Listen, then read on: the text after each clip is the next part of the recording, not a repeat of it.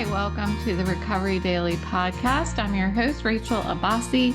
I'm a grateful recovering alcoholic and stroke survivor. And I just want to provide a small reminder that we are to be dancing this month to a song once a day. So I've gotten lots of feedback that it's been fun. So I totally agree. And the book of the month, also don't forget The Bell Jar. And I'm listening to it, and it's pretty good so far. I am a little behind, so I'm going to be crunching this month to get it done. But I'm assured it's pretty good, so it won't be hard to crunch.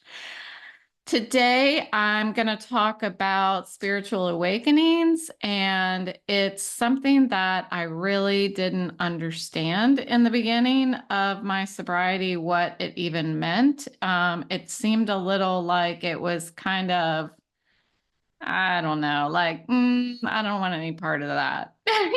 Like it was something that was just a little much, like something like, is some kind of magic happening? Like, I don't believe you. And it's been happening for me for sure. So I wanted to talk about like what it feels like to me. Sorry, I'm wondering what my dog is doing. She's sniffing. That's never good. So let's go. I wanted to talk about how spiritual awakening feels for me. And it's something that is ongoing. And although I couldn't recognize it in the beginning of my sobriety, it started when I started working the steps, really working the steps in all areas of my life, like applying them. So going to meetings and listening to what other people share. And then like I'm always talking about like going out into the real world and applying that stuff that I'm hearing. And applying it in my life. And it starts to make sense when I apply it, kind of like the spiritual awakenings concept. I can look back and see proof in my sobriety experience and now in stroke recovery. I can see proof of this growth, of this spiritual growth. And I heard some people talking about this morning. That's what the topic of the meeting was this morning. And one person was comparing it to like a flower opening, and it just continues to open in their life. And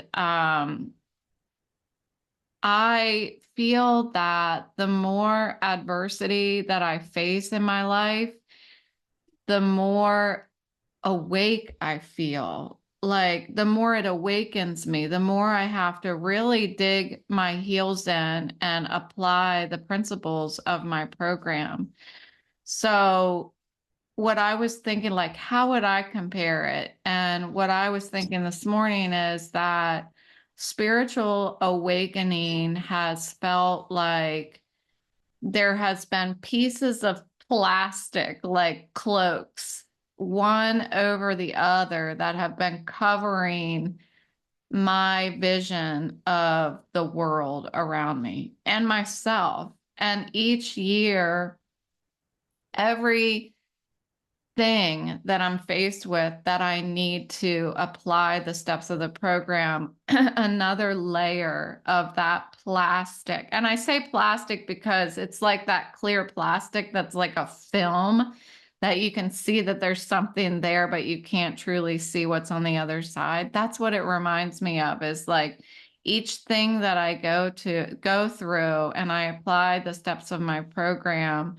I can see life with a little more clarity. I can see how to handle things. I can see who I am and and not be so afraid of how things are going to impact me, but I feel like more confident that I can handle things. and I feel a little lighter. I feel more in tune with myself and the world around me.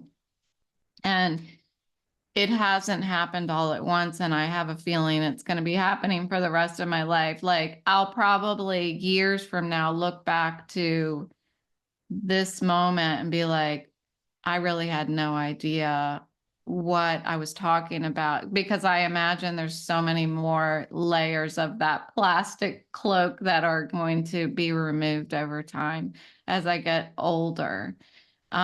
It's been gradual and it's going to continue to be gradual. Um, and it's just like this fog continues to lift from my vision. I was talking yesterday about like stop arguing with life, see, listen, and feel. It's like that. Like this fog is lifting so I can see, listen, and feel so much better. I also heard this morning somebody said that sobriety makes life bigger. And I really liked that.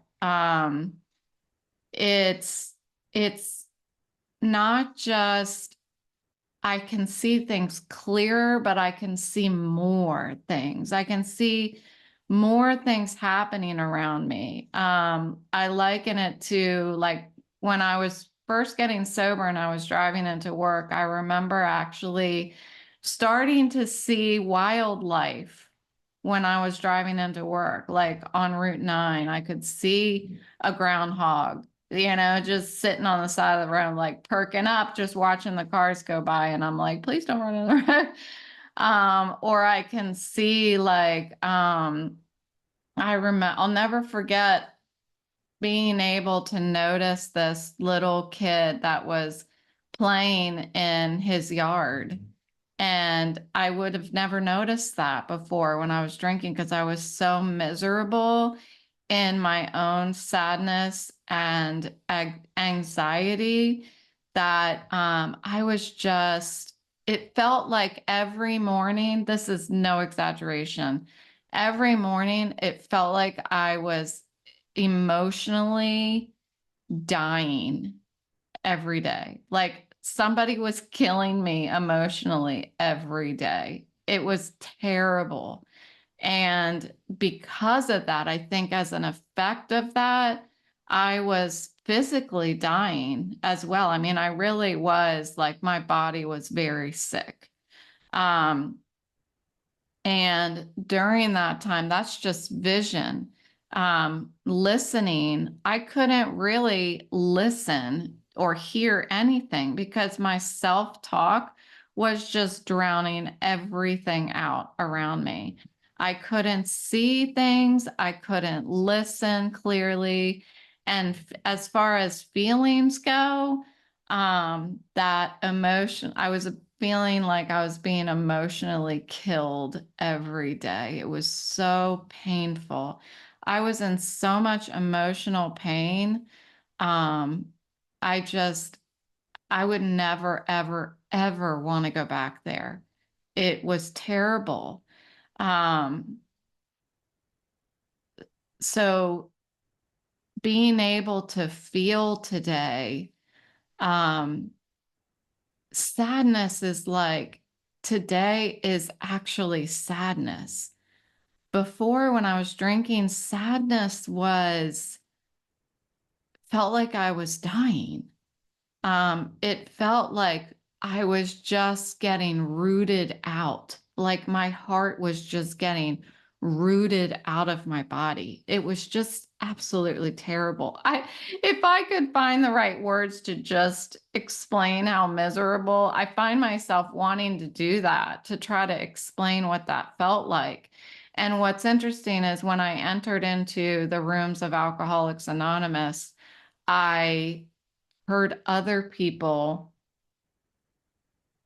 explaining how it felt for them, and it felt like they were explaining what it felt like for me. And that's when I knew I was in the right place. So now I feel like I can not only just see these things like the groundhog, like the little kid playing in the yard. It's like I can see underneath life. I can see under the hood of life. And I'm understanding more for me how life works. And that takes being able to look inward and see how things affect me, how I had been reacting to life for so long, and how with a little more thought, I'm able to respond. And with a little more thought, a little more pause, I can listen to others without my inner chatter getting in the way. And I can feel true joy, peace, and serenity in ways that I never thought was possible. I thought that I was happy. I thought that was the extent of happiness that was possible. And that just wasn't reality for me. This morning, I was thinking about my friend that I talk to you guys about all the time that passed away. It'll be 3 years now in January. And when I reflect on that, when I reflect on that pain he must have been feeling inside, that emotional repeated dying feeling, that I was feeling, I can see even more how what a different life I'm living now. I was just like that when I was drinking. It makes me sad, that he was stuck in his own head and thinking of the way that he saw the world, that he was blind, like that he died before he was able to see it the way that I do. And that really makes me sad. It makes me sad in a different way. That's one of the reasons why I do this podcast, because it affects me so tremendously to think about his death and all that he will miss in life. Um, that I want to do everything I can to see others who may be struggling with the same blindness, see others grow, be introduced to this perspective, and not have that limited perspective that I used to have. I was numb to life, and sobriety has allowed me to wake up. And that's what my spiritual awakening, that's what it means to me. It's about really being present and really being not just observing one layer of what's going on around me, but being able to be connected to the world around me and the people around me, and being connected to this concept of my own higher power. It's like it's like every year there is more color that's painted into life. That it used to be just shades of black and white, of gray. And today, like more and more vibrant colors are added to my life. And as each of the pieces of plastic cloak are being pulled off, I'm building a new life. And I could not have ever imagined that I would be sitting here doing a podcast. That's not something I ever dreamed of doing or anything. And some days I'm even like, oh, you're like almost embarrassed sometimes that I am been so open and vulnerable. But when I think about my friend who passed away 3 years ago, I'm like, I don't care. Nothing is more important than helping another alcoholic or stroke survivor um, survive. For me, there's nothing more important. I mean, I'm so passionate about how much I've changed and how much life is beautiful. I don't even know if that was correct English there, but how much more beautiful life is now than it was. And I just want to give. I want to give what has been so freely given to me. Um, when I was clinging to alcohol, my box of wine, um, I only saw growth as my, I don't know, my kids growing up. Like, I don't know that I even saw growth. I don't think I cared about growth.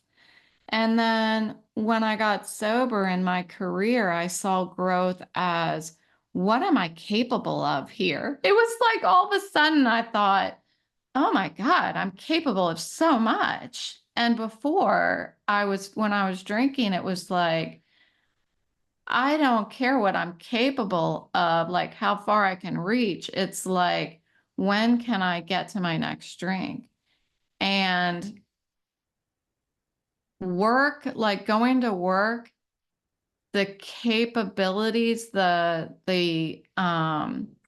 potential for me became so much bigger. Just like I heard somebody today say that life is so much bigger sober. Opportunities are endless when I'm sober. When I was drinking, there was one opportunity, and it was when the store opened in the morning, and getting there before it closed at night. That's all I cared about. And I needed to be validated externally when I was drinking. And I didn't get it because nobody was impressed by what was happening with me.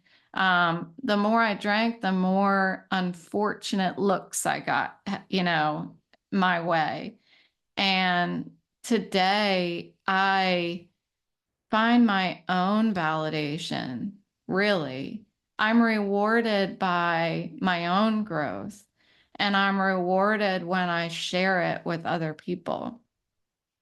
Um, in stroke recovery, I have found growth in I guess artistically in a new world of creativity. It's like every day I keep discovering this artistic side of me that I always knew that I loved being creative, but I get to do it now. And it feels good because my brain gets so fatigued when I couldn't imagine sitting down and working for 8 hours. I couldn't. I can't sit down for, like, even this podcast exhausts me by the end.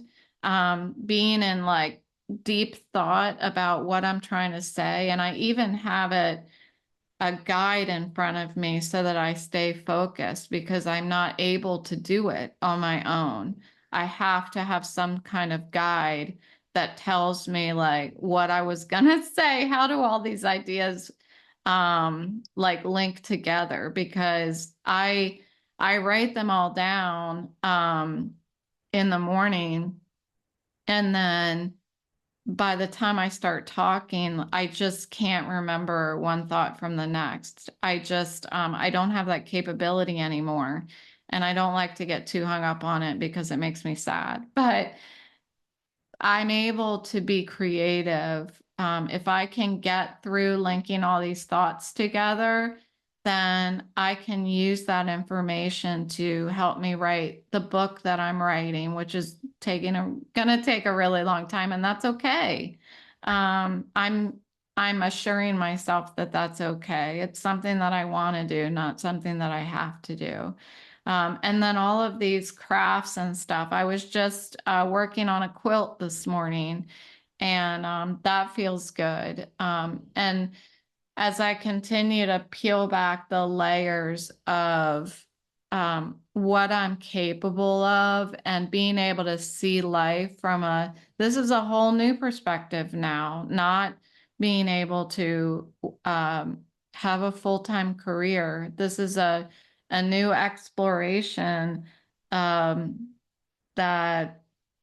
I didn't plan on, but the more layers I keep peeling back, the more good stuff that I find, honestly.